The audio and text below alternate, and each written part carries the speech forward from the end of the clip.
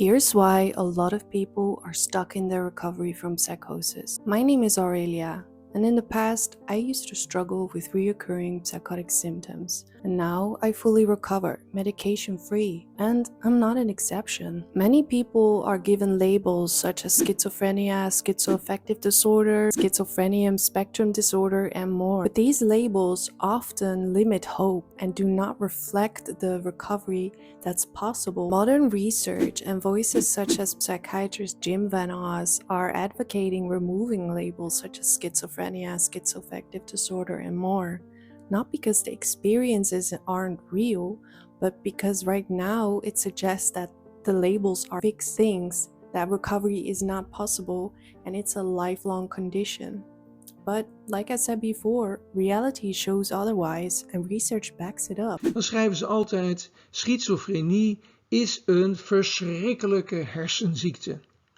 Nou, dat het een hersenziekte is helemaal niet vastgesteld. Dat ligt oneindig veel ingewikkelder, is nooit aangetoond, dus het is een mythe. Je krijgt mythevorming op die manier.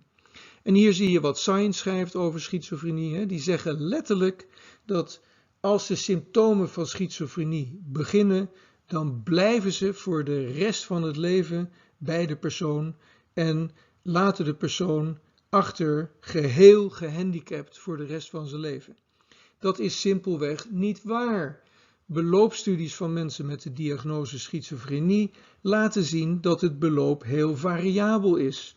Een klein gedeelte heeft een hele ongunstige prognose, maar een ander gedeelte herstelt volledig. Research shows that literally every human on this earth experiences psychotic symptoms. Let me explain. Think about watching a horror movie in the cinema, and then after watching the movie, you have a lot of feelings of fear. Like there's a really rise in feelings of fear for you because the movie was really scary. And it's dark. You have to go home on your bicycle. And then on your way home, you feel the need to check every ally. It's not based in reality.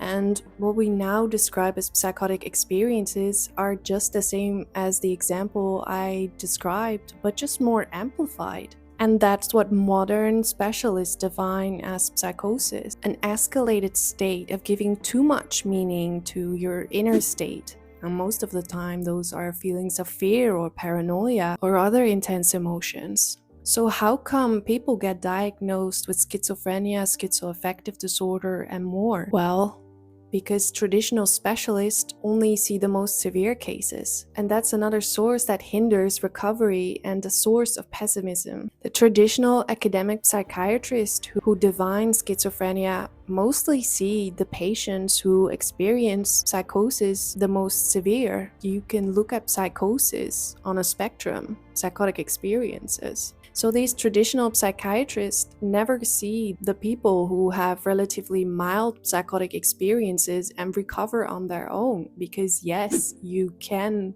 recover on your own. Psychosis can go away on its own, but a lot of factors are in play there. So they don't see the ones who recover on their own because they never went to psychiatrist or something. Maybe they went to their family doctor, a psychologist, or alternative helper, or some other form of support. So it makes sense that those in traditional academic places think mild cases of schizophrenia don't exist, simply because something we call the Birkinson bias, in diagnosed with schizophrenia or schizoaffective disorder and more, well, they are stuck with the limited treatment options that enroll out of these traditional specialists, which is medication and symptom management. But reality shows that there are multiple pathways to healing and recovery. And yes, medication can be an important tool, especially if you're more on the severe side of the spectrum. But also being on that side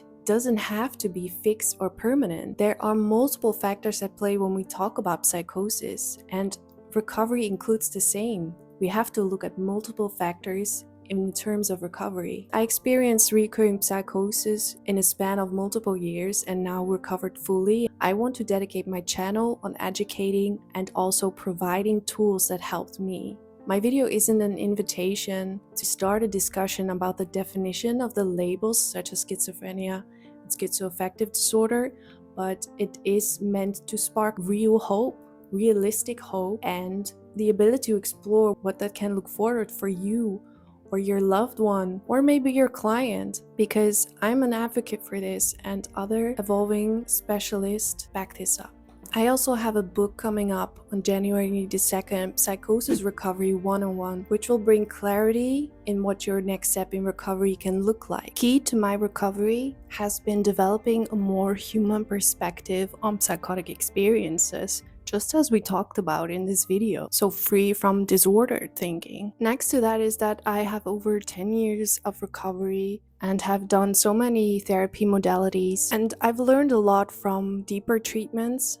And at the same time, I also have recovered beyond therapy with nervous system work. And nervous system work is something that is now backed up by science as well when we talk about treatments of psychosis, more modern specialized places such as somatic experiencing, CRM therapy. Because nervous system work has been such a key to my recovery, I will also talk about that on this channel. I will share practical tips on my channel as well as I will do in my book. Some people might find it scary to explore new ways of recovery, and I can understand that, because chances are that you're watching this video and you are receiving treatment in traditional places and have been receiving treatment that's limited to symptom management and medication. That doesn't necessarily mean that you should get rid of those, because those are things that are probably keeping you stable right now. But next to that, when you're dependent on a medical professional, ideally you explore it together, because that's what we are teammates. In my upcoming video, I will talk about this more, including what I think you need to have